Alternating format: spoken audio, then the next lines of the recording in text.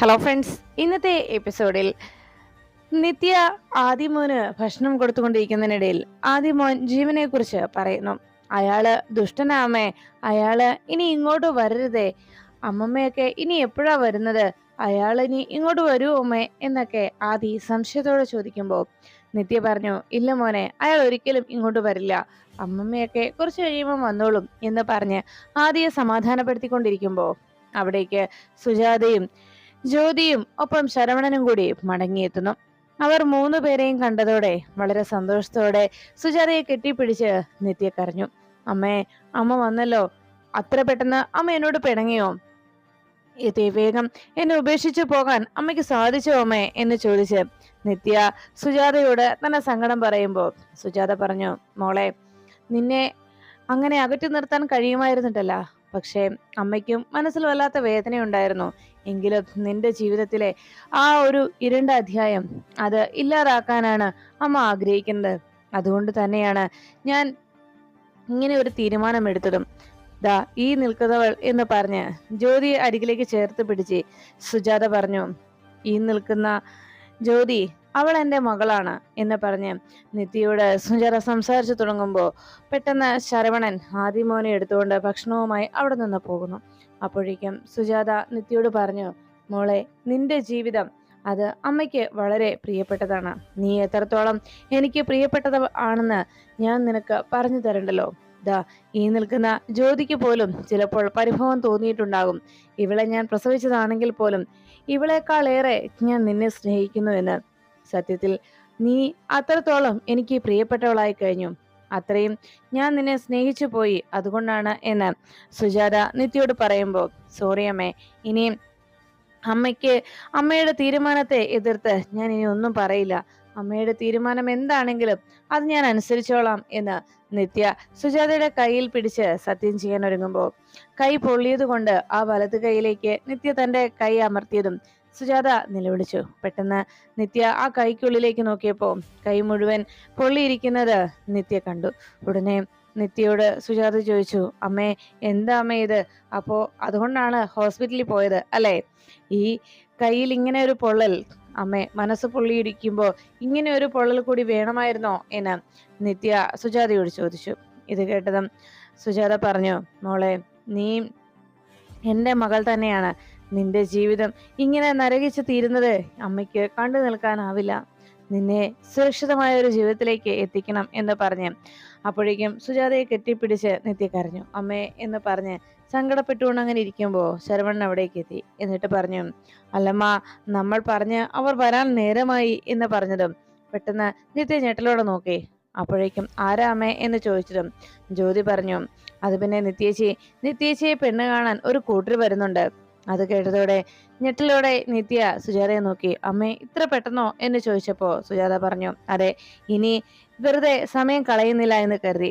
ഇന്ന് അവർ നല്ല കൂട്ടരാണെങ്കിൽ, അവരുമായിട്ടൊരു ബന്ധം ഉടനെ നടത്താൻ കഴിയുന്നതാണെങ്കിൽ ഇന്ന് തന്നെ അത് ഉറപ്പിക്കുകയും ചെയ്യും. ഇനി കാത്തു നിൽക്കുന്നില്ല എന്ന് സുജാത നിത്യയോട് പറഞ്ഞു. നിന്റെ ജീവിതത്തിലെ ആ ഇരുണ്ട കാലം അതമ്മ മായ്ക്കാൻ പോവുകയാണ് എന്ന് സുജാത നിത്യയോട് പറയുമ്പോൾ അതെല്ലാം കേട്ട് സങ്കടത്തോടെ നിത്യ ജ്യോതിയെയും സുജാതയെയും നോക്കി. അങ്ങനെ ഒരു തീരുമാനം സുജാത എടുത്തതിന്റെ പേരിൽ എതിർത്ത് പറയാനോ സങ്കടപ്പെടാനോ കഴിയാതെ നിത്യാകെ വിഷമിച്ചങ്ങനെ നോക്കി നിന്നു. അപ്പോഴാണ് മുകളിൽ കിച്ചണിൽ നിന്ന് ജോലി ചെയ്യുന്നതിനിടയിൽ പച്ചക്കറിയെല്ലാം അരിഞ്ഞുകൊണ്ടിരിക്കുന്ന ഹരി പെട്ടെന്ന് തന്റെ കൈവിരലിൽ കത്തിക്കൊണ്ട് ഹരിയുടെ കൈ മുറിഞ്ഞു. ഇത് കണ്ടതോടെ ഹരിക്ക് ആകെ അതിശയമായി. ഇതെന്തു പറ്റി എന്ന രീതിയിൽ കൈയിലേക്ക് നോക്കി അങ്ങനെ കഷ്ടം എന്ന് പറഞ്ഞങ്ങനെ നിൽക്കുമ്പോൾ പെട്ടെന്ന് അകത്തേക്ക് വന്ന് ജ്യോതി വിളിച്ചു, ഹരിയേട്ടാ. ആ വിളി കേട്ടതും ഹരി വേഗം കിച്ചണിൽ നിന്ന് പുറത്തേക്ക് ഇറങ്ങിയെന്ന്. ആഹാ, നിങ്ങൾ വന്നോ? നിങ്ങൾ എന്ത് പണിയാ കാണിച്ചത്? സത്യത്തിൽ ടീച്ചർ വല്ലാതെ പേടിച്ചു പോയി. കരഞ്ഞുകൊണ്ട് എന്തൊരു ബഹളമായിരുന്നെന്നറിയോ? നിങ്ങൾ പോയപ്പോ ഒന്ന് പറഞ്ഞിട്ട് പോയിക്കൂടായിരുന്നോ എന്ന് ചോദിച്ച് ഹരി ജ്യോതിയുടെ കാര്യങ്ങൾ ചോദിച്ചതും ജ്യോതി പറഞ്ഞു, അതെ, ഹരിയേട്ടൻ അറിയാവല്ലോ, വീട്ടിൽ അമ്മ ഒരു തീരുമാനം എടുത്തു കഴിഞ്ഞാൽ ഞങ്ങൾ ആരും അതിനെതിരെ പറയാറില്ല. അതുകൊണ്ട് അമ്മയോടൊപ്പം ഞങ്ങൾക്ക് പോകേണ്ടി വന്നു. എന്തായാലും ഹരിയേട്ടൻ പുറത്തേക്ക് പോകുന്നുണ്ടോ? ഇപ്പോഴെങ്ങാനും ഹരിയേട്ടൻ പുറത്ത് പോകുന്നുണ്ടോ എന്ന് ജ്യോതി അന്വേഷിച്ചതും ഹരി ചോദിച്ചു, അല്ല, എന്താ, എന്തെങ്കിലും ആവശ്യമുണ്ടോ? എന്താ ജ്യോതി എന്ന് ചോദിച്ചപ്പോഴും ജ്യോതി പറഞ്ഞു, അല്ല ഹരിയേട്ടൻ പുറത്തേക്ക് പോകുന്നെങ്കിൽ കുറച്ച് ബേക്കറി പലഹാരങ്ങൾ മേടിക്കണമായിരുന്നു. ശരവണനെ പറഞ്ഞു വിട്ട് കഴിഞ്ഞാൽ അവിടെ വേഗം വരില്ല, അതുകൊണ്ടാ സമയം വൈകും എന്ന് പറഞ്ഞപ്പോ ഹരി ചോദിച്ചു, അതെന്താ ഇന്നെന്തെങ്കിലും പ്രത്യേകതയുണ്ടോ വീട്ടില് എന്ന് ചോദിച്ചപ്പോ ജ്യോതി പറഞ്ഞു, ആ ഉണ്ട്, ഇന്നേ എന്റെ ചേച്ചിയെ പെണ്ണ് കാണാൻ ഒരു കൂട്ടർ വരുന്നുണ്ട്. അത് കേട്ടതും ഹരിയുടെ കയ്യിലിരുന്ന കത്തി വേഗം നിലത്തേക്ക് വീണു. ആകെ ഞെട്ടലോടെ ഹരിയുടെ കയ്യിൽ നിന്നത് പോയത് കണ്ട് ജ്യോതി നോക്കി. പെട്ടെന്ന് ഹരി നിലത്ത് നിന്നത് എടുത്തതും, ആണോ, അതിന് ടീച്ചർ സമ്മതിച്ചോ എന്ന് ഹരി ചോദിച്ചു. ആകെ ഹരി അങ്ങനെ സ്തംഭിച്ചു നിൽക്കുന്ന കണ്ടതോടെ ഹരിയോട് ജ്യോതി പറഞ്ഞു, ഹരിയേട്ടനും കൂടെ അവിടെ വേണം കേട്ടോ. എന്തായാലും നിത്യേച്ചിയുടെ വിവാഹ കാര്യത്തിന് ഇന്ന് അവർ വരുന്നവരെ എല്ലാവർക്കും ഇഷ്ടപ്പെട്ടാൽ ചിലപ്പോൾ ഇന്ന് ഉറപ്പിക്കുമെന്ന് തന്നെയാണ് അമ്മ പറഞ്ഞിരിക്കുന്നത് എന്ന് പറഞ്ഞു.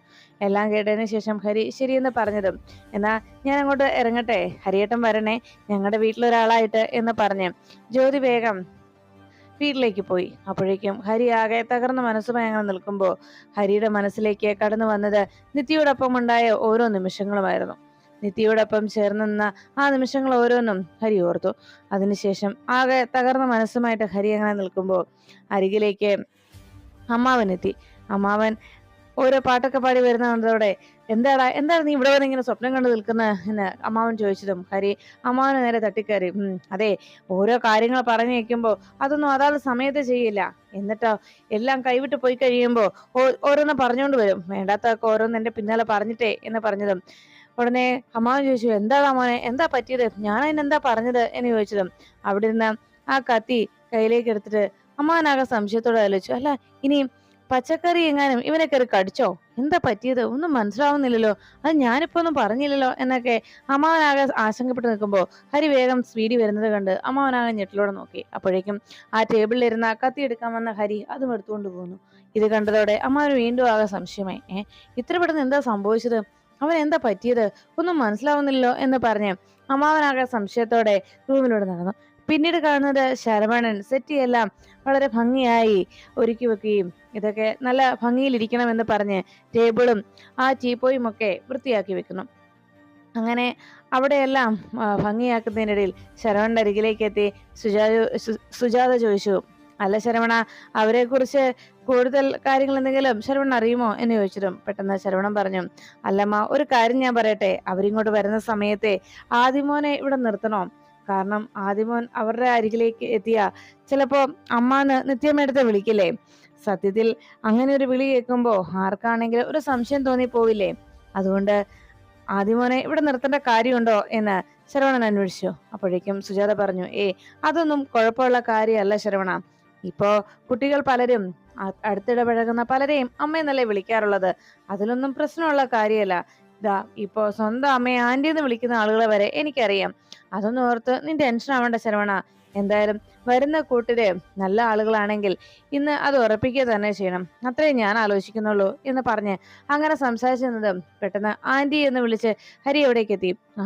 ഹരിയോ, മോനിങ്ങോട്ട് കയറുവാ, എന്താ അവിടെ നിന്നത് എന്ന് ചോദിച്ചതും, അല്ല ടീച്ചറെ, ജ്യോതി വന്ന് പറഞ്ഞു, അല്ല ആന്റി, ജ്യോതി വന്ന് പറഞ്ഞു ടീച്ചർക്ക് ഇന്ന് ഒരു പെണ്ണ് കാണാനായിട്ട് ഒരാൾ എത്തുന്നുണ്ടെന്ന്, ശരിയാണോ എന്ന് ചോദിച്ചപ്പോ സുജാത പറഞ്ഞു, അതെ അതെ മോനെ, പെട്ടെന്നുള്ള ആലോചനയാണ്, ആളുകളെ എനിക്ക് നേരിട്ട് പരിചയമില്ല, കേട്ടിട്ട് കുഴപ്പമില്ലെന്ന് തോന്നുന്നു, ഇനി അവരെത്തി നമുക്ക് അവരുമായിട്ട് ബന്ധം സ്ഥാപിക്കാൻ പറ്റുമെന്ന് തോന്നുകയാണെങ്കിൽ, ചിലപ്പോ അവർ തമ്മിൽ ഇഷ്ടപ്പെടുകയാണെങ്കിൽ ഇന്ന് തന്നെ ഉറപ്പീരും നടത്തും എന്ന് പറഞ്ഞപ്പോ ഹരി പറഞ്ഞു, അല്ല ഇതിപ്പോ ഇത്ര പെട്ടെന്ന് വേണമായിരുന്നോ, ടീച്ചറ് അതിനൊക്കെ ഒന്ന് പാകപ്പെട്ടിട്ട് മനസ്സൊക്കെ ഒന്ന് പാകപ്പെട്ടിട്ട് ഇത്ര ഇടിപിടിന്ന് വേണമായിരുന്നോ എന്ന് ഹരി ചോദിച്ചതും സുജാത പറഞ്ഞു, അല്ല മോനെ, ഇനിയും സമയം വൈകിക്കാൻ വയ്യ, അവളുടെ മനസ്സൊന്നും മാറാവുന്നതിന് മുൻപ് തന്നെ ഈ കാര്യങ്ങൾ നടത്തണം, ഇപ്പോ വിവാഹത്തിന് തന്നെ സമ്മതിച്ച് എത്ര പ്രയാസപ്പെട്ടിട്ടാണെന്നറിയോ, അതുകൊണ്ട് ഉടൻ തന്നെ വിവാഹം നടത്തണമെന്ന് തന്നെയാ എന്റെ തീരുമാനം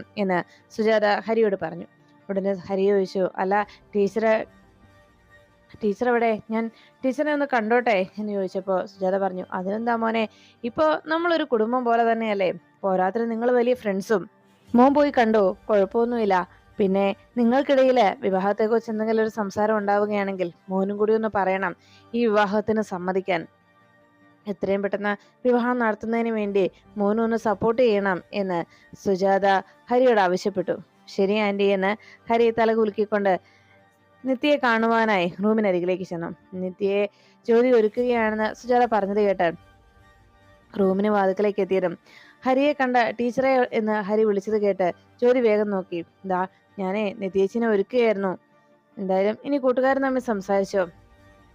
പിന്നെ നിത്യേച്ചി ഇനി എന്തെങ്കിലും കാര്യങ്ങൾ പറയുകയാണെങ്കിലേ ആകെ മൂഡ് ഓഫ് ആയിരിക്കുന്ന ആളെ നിങ്ങൾ കൂട്ടുകാർ തമ്മിൽ സംസാരിച്ചു കഴിയുമ്പോൾ എല്ലാം ഓക്കെ ആവുമല്ലോ. അതുകൊണ്ട് നിത്യേച്ചിയുടെ ആ മൂഡ് ഓഫ് ഒക്കെ ഒന്ന് മാറട്ടെ. ഹരിയേട്ടൻ ചെല്ലു കേട്ടോ എന്ന് പറഞ്ഞ് ജ്യോതി വേഗം പുറത്തേക്ക് ഇറങ്ങി. നിത്യ മുല്ലപ്പൂവൊക്കെ വെച്ച് പെണ്ണ് കാണലിനെ അണിഞ്ഞൊരുങ്ങിയിരിക്കുന്ന കണ്ടതോടെ ഹരി അരികിലേക്ക് എത്തി. കാണാൻ സുന്ദരിയായിട്ടുണ്ട് എന്ന് ഹരി നിത്യയെ നോക്കി മനസ്സിൽ പറഞ്ഞു. അത് കേട്ടതും പെട്ടെന്ന് നിത്യ വേഗം ഹരിയോട് ചോദിച്ചു, ഹരി എന്തെങ്കിലും പറഞ്ഞോ? അപ്പോഴേക്കും ഹരി ഒന്നും മിണ്ടാതെ നിത്യയോട് ഒന്ന് നോക്കി. എന്നിട്ട് ചോദിച്ചു, അല്ല ഈ ടീച്ചറ് ആലോചിച്ചെടുത്ത തീരുമാനമാണോ ഈ കല്യാണം എന്ന് ചോദിച്ചപ്പോൾ നിത്യ പറഞ്ഞു, അമ്മ തീരുമാനിച്ചു. അമ്മയുടെ തീരുമാനങ്ങളെ എതിർത്തില്ല ഞാൻ എന്ന് നിത്യ അറിയിച്ചു. അപ്പോഴേക്കും ഹരി ചോദിച്ചു, ടീച്ചറെ ഞാൻ ഒരു കാര്യം പറയാം. നമ്മുടെ ജീവിതത്തിൽ നമ്മൾ തീരുമാനങ്ങൾ എടുക്കുന്നത് മറ്റുള്ളവരെ അപേക്ഷിച്ചല്ല. മറ്റുള്ളവർ നമുക്ക് ചുറ്റുമുള്ളവർ പലതും പറഞ്ഞു നിൽക്കും. പല തീരുമാനങ്ങളും അവർ നമ്മളോട് പറഞ്ഞേക്കും. പക്ഷേ നമ്മൾ എടുക്കുന്ന തീരുമാനം അത് ശരിയാണെന്ന് നമുക്ക് കൂടി ഉറപ്പ് വേണം. അല്ലായെങ്കിൽ പിന്നീട് ജീവിതത്തിൽ അവരാരും നമുക്കൊപ്പം ഉണ്ടാവില്ല. നമ്മൾ തനിച്ച് നമ്മുടെ ജീവിതം കണ്ടെത്തിയെങ്കിൽ അതിൽ നമ്മൾ തന്നെയാണ് ആ ജീവിതം മുന്നോട്ട് നയിക്കേണ്ടത്. നമ്മുടെ തീരുമാനം തെറ്റായിരുന്നുവെങ്കിൽ അത് പിന്നീട് നമ്മളെ തന്നെ തകർത്ത് കളയും. അതുകൊണ്ട് ഉചിതമായൊരു തീരുമാനം ആലോചിച്ച് വേണം എടുക്കുവാൻ എന്ന് ഹരി നിത്യയോട് പറഞ്ഞു. അതൊക്കെ ജ്യോതി അകത്തേക്ക് വരുമ്പോൾ ഹരിയും നിത്യയും തമ്മിലുള്ള സംസാരം കേൾക്കാനിടയാകുന്നു. വാതിക്കലെത്തിയ ജ്യോതി അകത്തേക്ക് കയറാതെ പുറത്ത് തന്നെ കാത്തുനിന്നു. ഉടനെ തന്നെ നിത്യ പറഞ്ഞു, ഹരി നമ്മുടെ ജീവിതത്തിൽ, അതായത് പ്രത്യേകിച്ച് പെണ്ണുങ്ങളുടെ ജീവിതത്തിൽ ചില പ്രശ്നങ്ങളുണ്ട്. കാരണം പെൺകുട്ടികൾ ജനിച്ചതിന് ശേഷം അവർ എന്നും ഒരു ബാധ്യതക്കാരായാണ് കുടുംബത്തിൽ ജീവിക്കുന്നത്. കുട്ടിക്കാലത്ത് വളരെ സന്തോഷത്തോടെ തുള്ളിച്ചാടി നടക്കുമ്പോഴും അവർ വളർന്നു വരുമ്പോൾ വീട്ടുകാർ പറയും, നിങ്ങൾ മുതിർന്നുകൊണ്ടിരിക്കുകയാണ്, നിങ്ങൾ സൂക്ഷിക്കണം, പ്രശ്നങ്ങൾ പലതാണ് എന്ന്. അങ്ങനെ പെണ്ണ് എന്ന് പറഞ്ഞാൽ പെണ്ണിന്റെ പര്യായം പേടി എന്ന് തന്നെയാണ്. അതുകൊണ്ട് വളർന്നു വരുംതോറും വീട്ടുകാർക്കും പിന്നീട് മറ്റുള്ളവർക്കുമെല്ലാം ഒരു ഭയമായി മാറും ആ പെണ്ണിന്റെ ജീവിതം. പിന്നെ ചിലപ്പോൾ ചില ബാധ്യതകളായി മാറും. അതിനുശേഷം മറ്റുള്ളവരുടെ ജീവിതത്തിൽ ചിലപ്പോൾ നമ്മൾ കാരണം ചില പ്രശ്നങ്ങൾ നേരിടേണ്ടി വരുന്നു എന്നുള്ള ആ സന്ദർഭം വരുമ്പോൾ ചില സ്ത്രീകൾ തൻ്റെ തീരുമാനങ്ങളെ ചിലപ്പോൾ പലതിനും വേണ്ടി ബലി കഴിക്കേണ്ടി വരും. പലരും ഇഷ്ടമില്ലാത്ത ജീവിതവുമായിട്ടാണ് മുന്നോട്ട് നീങ്ങാറുള്ളത്. പലരും തനിക്ക് ഇഷ്ടമില്ലാത്ത ജീവിതമാണ് തിരഞ്ഞെടുക്കാറുള്ളത്. എന്നിട്ടും അവർ ജീവിക്കുന്നത് ഒരേ ഒരു ലക്ഷ്യം മാത്രം മനസ്സിലുണ്ടാക്കിയാണ്, എങ്ങനെയെങ്കിലും ജീവിക്കുക, എങ്ങനെയെങ്കിലും മരിക്കുക. അതുമാത്രമാണ് ആ സ്ത്രീകൾ മനസ്സിൽ കരുതുക. അതുപോലെയാണ് പല സ്ത്രീകളുടെയും ജീവിതം. അതുകൊണ്ട് ഇവിടെ എനിക്കും ചില ബാധ്യതകളുണ്ട്, ചില കടമകളുണ്ട്. അതുകൊണ്ട് തന്നെ ഞാൻ മറ്റുള്ളവർക്ക് വേണ്ടി തൽക്കാലം ഞാൻ എൻ്റെ തീരുമാനങ്ങളെയും എൻ്റെ വാശികളെയും ഞാൻ മാറ്റിവെക്കുകയാണ് എന്ന് നിത്യ ഹരിയോട് പറഞ്ഞു. ചിലപ്പോൾ ഹരിക്ക് എൻ്റെ ജീവിതം ഒരു കവിതയായി മാറ്റാൻ തോന്നിയേക്കും. കാരണം വലിയ ആത്മാവിൽ തൊടുന്ന എഴുത്തുകാരനല്ലേ. അതുകൊണ്ട് തന്നെ എൻ്റെ ജീവിതവും ഒരു കവിതയായി മാറും. അല്ലെങ്കിൽ തന്നെ ഇതിൽ എന്ത് കവിത എഴുതാനാണ് അല്ലേ, ഇങ്ങനെ ഒരു ജീവിതത്തെക്കുറിച്ച് എന്ത് എഴുതാനാണ് എന്ന് ചോദിച്ചതും ഹരി പറഞ്ഞു, ടീച്ചറെ എന്തായാലും സോറി എന്ന് പറഞ്ഞത് കേട്ട് ഹരിയോട് നിത്യ ചോദിച്ചു, അല്ല എന്തിനാ എനിക്കൊരു സോറി, എന്തിനാ അങ്ങനെ പറയുന്നത് എന്ന് ചോദിച്ചപ്പോൾ ഹരി പറഞ്ഞു, ടീച്ചറെ കുട്ടിക്കാലത്ത് എനിക്ക് ഒരു കഥയുണ്ടായി, അല്ലെങ്കിൽ കുട്ടിക്കാലത്ത് എനിക്കൊരു അനുഭവം ഉണ്ടായിട്ടുണ്ട്. അന്ന് ഏതോ കുറച്ച് ദൂരെയുള്ള ഒരു ക്ഷേത്രത്തിൽ ഉത്സവം നടക്കുകയാണ്. എനിക്ക് വല്ലാത്ത വാശിയായിരുന്നു ആ ക്ഷേത്രത്തിൽ പോകണമെന്നും ഉത്സവത്തിൽ പങ്കെടുക്കണമെന്നും. ഞാനതിനായി വാശി പിടിച്ചു, ബഹളം വെച്ചു.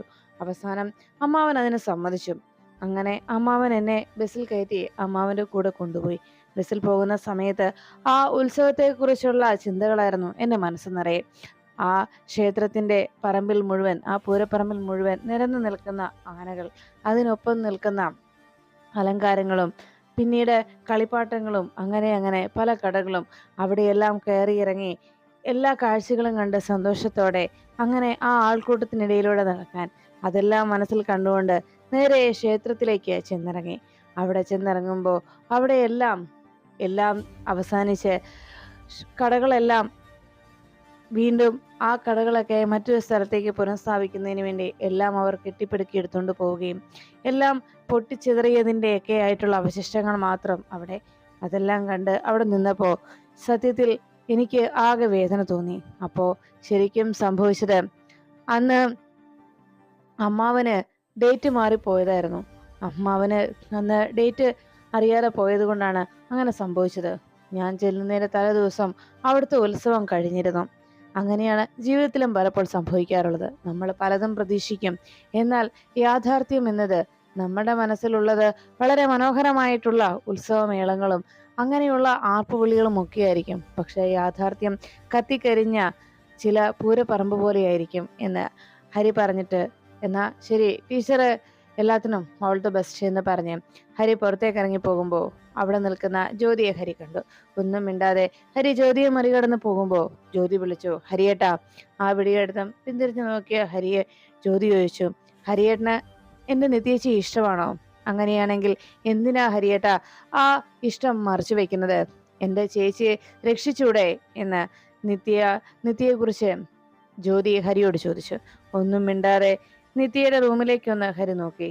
അപ്പോഴേക്കും ജ്യോതി പറഞ്ഞു, ഹരിയേട്ടാ ഇപ്പോഴും സമയം വൈകിട്ടൊന്നുമില്ല കേട്ടോ എന്ന് ജ്യോതി ഹരി അവിടെ നടന്നു പോകുമ്പോൾ പിന്നിൽ നിന്ന് വിളിച്ചു പറഞ്ഞു. അകത്തു നിന്ന നിത്യ അതെല്ലാം കേട്ട് ആകെ വേദനയോടെ നിന്നു.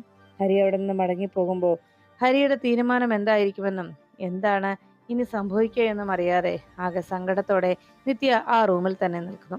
അതിനുശേഷം നിത്യയെ കാണുവാനായിട്ടുള്ള പയ്യന്റെ കൂട്ട് വീട്ടിലേക്ക് വന്നെത്തി. ശരവണൻ വളരെ സ്നേഹത്തോടെ അവരെയെല്ലാം സ്വീകരിച്ചു. അതിനോടകം ഹരി അവർക്ക് വേണ്ടി വിളമ്പുന്നതിനുള്ള പലഹാരങ്ങളൊക്കെ പുറത്തുപോയി വാങ്ങിച്ച് ശരവണന്റെ കയ്യിൽ കൊണ്ടുചെന്ന് കൊടുക്കുന്നു. അങ്ങനെ എല്ലാവരും വളരെ സന്തോഷത്തോടെ ആ ഒരു നിമിഷത്തെ സ്വീകരിക്കാൻ കാത്തിരിക്കുമ്പോൾ പയ്യന്റെ അച്ഛനും അമ്മയും അകത്തേക്ക് വന്നെത്തി. അവരെ വളരെ സന്തോഷത്തോടെ സുജാത സ്വീകരിച്ചു. അകത്തേക്ക് ആനയിച്ചിരുത്തി. അപ്പോഴേക്കാണ് പയ്യൻ എവിടെ എന്ന് അന്വേഷിച്ചത്. അവൻ ഇപ്പൊ തന്നെ വരും, അവന്റെ ഒരു ഫ്രണ്ട് വിളിച്ചു, അപ്പൊ അവനോട് സംസാരിക്കുകയായിരുന്നു എന്ന് പറഞ്ഞു. ഉടനെ അവിടെ എത്തിയ പയ്യനെ നിത്യയെ കാണാനെത്തിയ പയ്യന്റെ വീട്ടുകാർക്കെല്ലാം ചായ കൊടുക്കാനായി സുജാത അകത്തേക്ക് നോക്കി ജ്യോതിയോട് ചായ എടുത്തുകൊണ്ട് വരാൻ അറിയിച്ചു. ഉടനെ നിത്യയെ വിളിച്ചുകൊണ്ട് നിത്യയുടെ കയ്യിൽ ആ ട്രേ കൊടുത്ത് അതിൽ ചായ ഗ്ലാസും വെച്ച് നിത്യയെ വിളിച്ചുകൊണ്ട് ജ്യോതി പിന്നാലെ വരുന്നു. അങ്ങനെ നിത്യ ആ ചായയുമായി നേരെ ആ അച്ഛനമ്മമാരുടെ അരികിലേക്ക് എത്തി. അവരത് വാങ്ങിച്ച് കുടിച്ചുകൊണ്ടിരിക്കുന്നതിനിടയിൽ നിത്യയെ നോക്കി. നിത്യാകെ വിഷമത്തോടെ ചായ കൊടുത്തിട്ട് സുജാതയോടൊപ്പം അപ്പുറത്തേക്ക് മാറി നിന്നു. ഉടനെ സുജാതയെ നോക്കി അവർ പറഞ്ഞു, ഞങ്ങൾക്ക് ഈ ബന്ധത്തിൽ വിരോധമൊന്നുമില്ല. അവനങ്ങ് ഓസ്ട്രേലിയയിലാണ്. കുറെ നാളുകളായി അവന്റെ വിവാഹകാര്യം പറയുന്നു. ഒരു നാട്ടുംപുറത്തുകാരി കുട്ടിയെ, ഈ നാട്ടിലുള്ള ഒരു കുട്ടിയെ, നമ്മുടെ നാട്ടിലുള്ള കുട്ടിയെ മതിയെന്നാണ് അവന്റെ തീരുമാനം. അതുകൊണ്ടാണ് ഇത്തവണ ഞങ്ങൾ പിടിയാലെ അവന്റെ വിവാഹം നടത്തണം എന്നുള്ള വാശിയിൽ തന്നെയായിരുന്നു. അതുകൊണ്ട് പോകുന്നതിന് മുമ്പ് വിവാഹം നടത്തണം എന്നാണ് ഞങ്ങൾ ആഗ്രഹിക്കുന്നത് എന്ന് പറഞ്ഞു. സുജാതയും പറഞ്ഞു, അതിന് ഞങ്ങൾക്കും വിരോധമൊന്നുമില്ല. എന്തായാലും ഇനി ഇവർ തമ്മിൽ കാണട്ടെ എന്ന് പറഞ്ഞതും അല്പസമയത്തിനുള്ളിൽ നിത്യയെ കാണാനെത്തിയ ആ ചെറുപ്പക്കാരനകത്തേക്ക് കയറി വന്നു. അയാൾക്ക് ചായ കൊടുക്കാൻ നിത്യ തുടങ്ങിയതും നിത്യ അയാൾക്ക് നേരെ നീട്ടിയതും നിത്യയുടെ മുഖം കണ്ടതോടെ അയാൾക്ക് ചില പരിചയം തോന്നി. മുൻപ് താൻ കണ്ടിട്ടുണ്ടല്ലോ എന്നൊരു തോന്നൽ അയാളുടെ മനസ്സിലേക്ക് ഓടിയെത്തി. കഴിഞ്ഞ ദിവസം താൻ കണ്ട തന്റെ സുഹൃത്ത് ജീവൻ, അവന്റെ ഭാര്യയായിരുന്ന പെൺകുട്ടിയാണിത് എന്ന്, ആ പെൺകുട്ടി തന്നെയാണിതെന്നുള്ള കാര്യം പെട്ടെന്ന് നികേഷ് ഓർത്തെടുത്തു. ഉടനെ തന്നെ തന്റെ സുഹൃത്തിന്റെ ഭാര്യ മരണപ്പെട്ടു എന്നല്ലേ അവൻ പറഞ്ഞത്. അപ്പോ അത് കളവായിരുന്നു, അവൾ ഇവിടെ തന്നെ ഉണ്ട് എന്നുള്ള കാര്യം വേഗം തന്നെ നികേഷിന് മനസ്സിലായി. ഉടനെ ചായ വാങ്ങിച്ച് കുടിച്ചതിന് ശേഷം നിത്യയോട് എന്തെങ്കിലും സംസാരിക്കണമെന്നുണ്ടെങ്കിൽ സംസാരിച്ചോളാനായി അറിയിച്ചു. അപ്പുറത്തേക്ക് മാറി അവർ നിൽക്കുന്നതിനിടയിൽ നികേഷ് നിത്യയോട് ചോദിച്ചു, മുൻപ് ഒരു വട്ടം തന്റെ വിവാഹം കഴിഞ്ഞതാണല്ലേ, അയാളെക്കുറിച്ച് തനിക്ക് എന്തെങ്കിലും അറിയുമോ, അയാൾ എവിടെയാണെന്ന് എന്നൊക്കെ ചോദിച്ചപ്പോൾ നിത്യ ആകെ ഞെട്ടലോടെ അതെല്ലാം കേട്ടു തന്നു. നിത്യ മറുപടി ഒന്നും പറയാതെ അങ്ങനെ നിൽക്കുമ്പോൾ അയാൾ മരണപ്പെട്ടു എന്ന് നിത്യ മറുപടി പറഞ്ഞത് കേട്ട് നികേഷിന് അപ്പോഴേക്കും സംശയം ഏറി. ജീവനോടെയുള്ള തന്റെ സുഹൃത്തായ ജീവനെ ഇല്ല എന്ന്, അവൻ മരണപ്പെട്ടു എന്ന് ഇവൾ കളവ് പറയുമ്പോൾ അവൾ ശരിക്കും ജീവന്റെ ജീവിതം നശിപ്പിച്ചവളാണ്. ജീവന്റെ ഭാഗത്ത് യാതൊരു തെറ്റുമില്ല എന്ന് നികേഷ് ചിന്തിക്കുന്നു. പിന്നീട് എന്നാ ശരിയെന്ന് പറഞ്ഞ് പുറത്തേക്കിറങ്ങിയ നികേഷ് ഉടനെ ജീവന്റെ ഫോണിലേക്ക് വിളിച്ചു. കോൾ എടുത്ത ഉടനെ നികേഷ് പറഞ്ഞു, ജീവ, ഇത് ഞാനാ. നിന്റെ ഭാര്യയ്ക്ക് എന്ത് സംഭവിച്ചെന്നാ നീ പറഞ്ഞത് എന്ന് ചോദിച്ചതും ജീവൻ പറഞ്ഞു, മരണപ്പെട്ടു എന്ന്. അല്ല, അവൾ മരിച്ചിട്ടൊന്നുമില്ല, അവൾ ഈ നാട്ടിൽ തന്നെയുണ്ട്, അവളെ ഞാൻ കണ്ടു എന്ന് നികേഷ് അറിയിച്ചു. അത് കേട്ടതും ജീവൻ ചോദിച്ചു, എവിടെ എവിടെ വെച്ച്? അപ്പോഴേക്കും ജീവൻ കൃത്യമായി തന്നെയുള്ള ജീവനോട് കൃത്യമായി ആ വീടിന്റെ അഡ്രസ്സും സ്ഥലവും ലൊക്കേഷനും ഒക്കെ നികേഷ് പറഞ്ഞു കൊടുത്തു. അത് കേട്ടതോടെ തന്റെ അമ്മ താമസിക്കുന്ന ആ വീട് തന്നെയാണ് അതെന്നുള്ള കാര്യം ജീവന് മനസ്സിലായി. അപ്പോൾ മനഃപൂർവ്വം അമ്മ നിത്യ എന്നിൽ നിന്ന് മറച്ചു വെച്ചതാണ്. എന്നാൽ ശരിടാ എന്ന് പറഞ്ഞ് ജീവൻ ഫോൺ വെക്കുന്നു. അവർ പിന്നീട് വിവരം അറിയിക്കാമെന്ന് പറഞ്ഞ് അവിടെ നിന്ന് മടങ്ങി. അതിനുശേഷം ജീവൻ അല്പസമയത്തിനുള്ളിൽ ആ വീട്ടിലേക്ക് വന്നെത്തി. കോളിംഗ് ബെൽ അടിക്കുന്ന ശബ്ദം കേട്ടതും പെട്ടെന്ന് നോക്കിയ സുജാത വാതിക്കലേക്ക് എത്തുമ്പോൾ വാതിൽ തുറന്ന ഉടനെ മുന്നിൽ നിൽക്കുകയാണ് ജീവൻ. ജീവനെ കണ്ടതോടെ ആകെ ഞെട്ടലോടെ സുജാത നിന്നു. ഉടനെ ജീവൻ ചോദിച്ചു, എന്താ അമ്മേ അമ്മ പേടിച്ചു നിൽക്കുന്നത്, പ്രേതത്തെ കണ്ട പോലെ എന്ന ജീവന്റെ ചോദ്യം കേട്ട് ആ ശബ്ദം അകത്തു നിന്ന് കേൾക്കുന്ന നിത്യ ഞെട്ടി. അമ്മയെന്നുള്ള വിളിയും സംസാരവും ഒക്കെ കേട്ടതോടെ അത് ജീവൻ തന്നെയാണെന്നുള്ള കാര്യം നിത്യയ്ക്ക് മനസ്സിലായി. അതോടെ നിത്യ ആകെ ഭയന്നു. ഉടനെ ജീവനോട് സുജാത ചോദിച്ചു, എന്താ മോനെ, ഞാൻ പേടിച്ചിട്ടൊന്നുമല്ല, പെട്ടെന്ന് നീ ഇവിടെ ഇങ്ങനെ നിൽക്കുന്ന കണ്ടപ്പോ ഇപ്പൊ നിന്നോട് സംസാരിച്ച് ഞാൻ പോകുന്നതല്ലേ, പെട്ടെന്ന് നീ ഇവിടെ വന്നത് കൊണ്ട് ചോദിച്ചതാ. അല്ല എന്താ മോനെ, എന്താ നീ അപ്രതീക്ഷിതമായിട്ട് വേഗം ഇങ്ങ് വന്നത് എന്ന് ചോദിച്ചപ്പോ ജീവൻ പറഞ്ഞു, അല്ല ഇവിടെ ഉണ്ടായിരുന്ന ഒരു പത്മ ടീച്ചർ ഉണ്ടല്ലോ, ആ ടീച്ചറിനെ ഒന്ന് കാണാൻ വന്നതാ. ആദ്യമോനെ കൂട്ടാൻ വന്നപ്പോ അവരെ എനിക്ക് കാണാൻ കഴിഞ്ഞില്ലല്ലോ, അതുകൊണ്ട് അവരെ എനിക്കൊന്ന് കാണണം എന്ന് പറഞ്ഞ് ജീവൻ അകത്തേക്ക് കയറുന്നു. അതോടെ സുജാതയും മറ്റെല്ലാവരും ആകെ ആശങ്കയിലാകുന്നു.